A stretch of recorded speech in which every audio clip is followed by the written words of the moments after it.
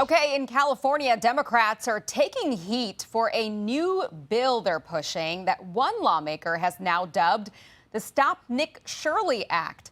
Some people are arguing that the proposed legislation effectively criminalizes investigative journalism. GOP Florida Senator and member of the Homeland Security Committee, Ashley Moody, joins me now. You know, fraud has been a big focus for you when you were AG in Florida, and now that you're a senator here in Washington. Give me your reaction to this. I mean, they're basically saying you can't go out and investigate in the way that Nick Shirley did in Minneapolis. Yeah, this doesn't surprise me at all. A lot of, we're uncovering in these commie criminal havens, let's call them, their policies have bankrupted their states, and they've built that in to these structural deficits like California. I think Massachusetts is struggling with deficits. All of these policies that they're implementing don't drive real market-driven prosperity. In fact, it wrecks true markets and the ability of a state to thrive, like Florida, right? Compare and contrast. We run a deficit every year. So then they go and cry to the federal government, we need all these grants, we need all this money, and they push that money out to these NGOs and other organizations, which through all kinds of grants, health grants, you name it. You saw some of the stuff coming through COVID or even green energy during Biden, just pushing out billions and billions of dollars. And then when you have Americans like Nick Shirley showing up and saying, where's my taxpayer money going? You're using so much of it to shield and cover up what you're pushing to, I would say illegally, to illegal immigration or other things.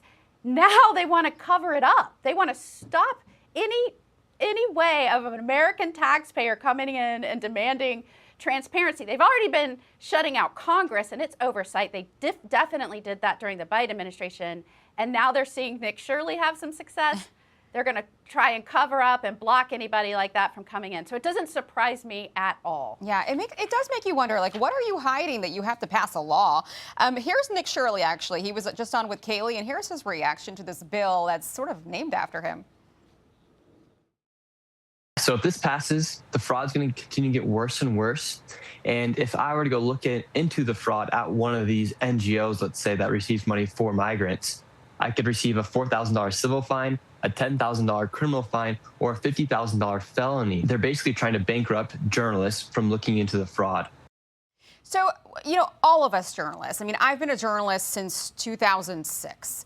I know what I can and can't do. I know, where I'm allowed to go, where I'm not allowed to go. And I would think that being on public property the way that Nick Shirley was in Minneapolis is covered by the First Amendment. I mean, is this bill even legal? Right, exactly. I mean, people have the right to talk out, report and talk about things that they see wrong. The real challenge in this law also is that they're saying these nonprofits or employees should never be doxxed. They should never be harassed. They're calling it, protecting these, I'm going to say quote unquote employees, although if you remember in Minnesota when he was showing up, nobody was there. There were no employees. It was completely a front. But they want to allow, and think about the irony in this, they want to allow the harassment and the doxing and the threats against law enforcement, but they want to protect people that are scamming American taxpayers. It is absolutely the reason why California is a failed state.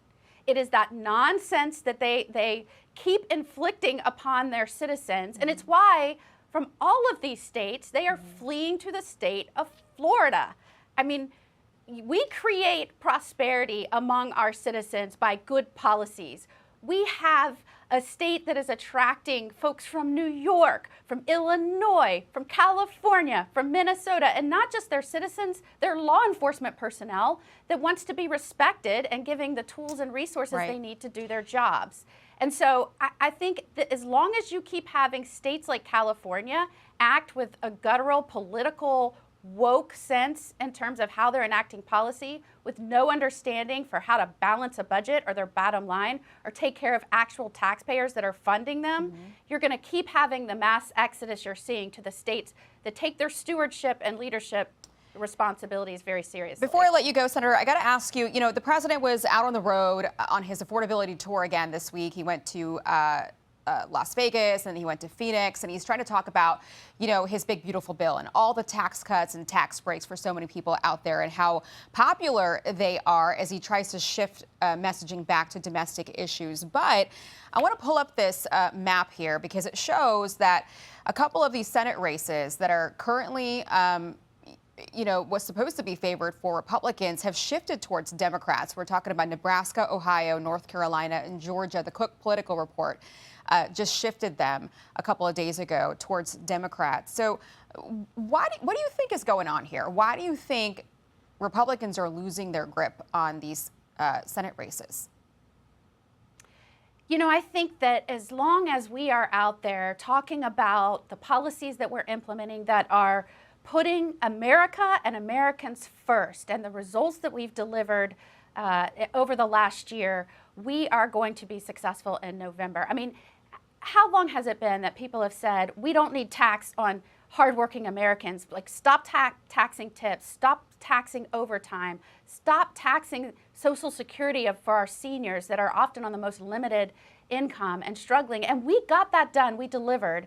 In my state of Florida, our citizens will receive the highest average tax returns in the nation. And I got that done and passed that with Republican leadership and this president in my first year as a United States Senator. So, we just need to make sure we're communicating. I was just going to say that. We need to make sure we're communicating what we're doing to deliver on policies that are affecting Americans, American lives, and American interests. We're doing it. We're getting things done. We need to just make sure we're better about touting how we've delivered those over the last year. Okay. Great to have you on, Senator. Always great to see you. We'll see you back on Capitol Hill soon. Be sure to like and subscribe for all the Fox News latest on YouTube and catch full shows streaming now on Fox One.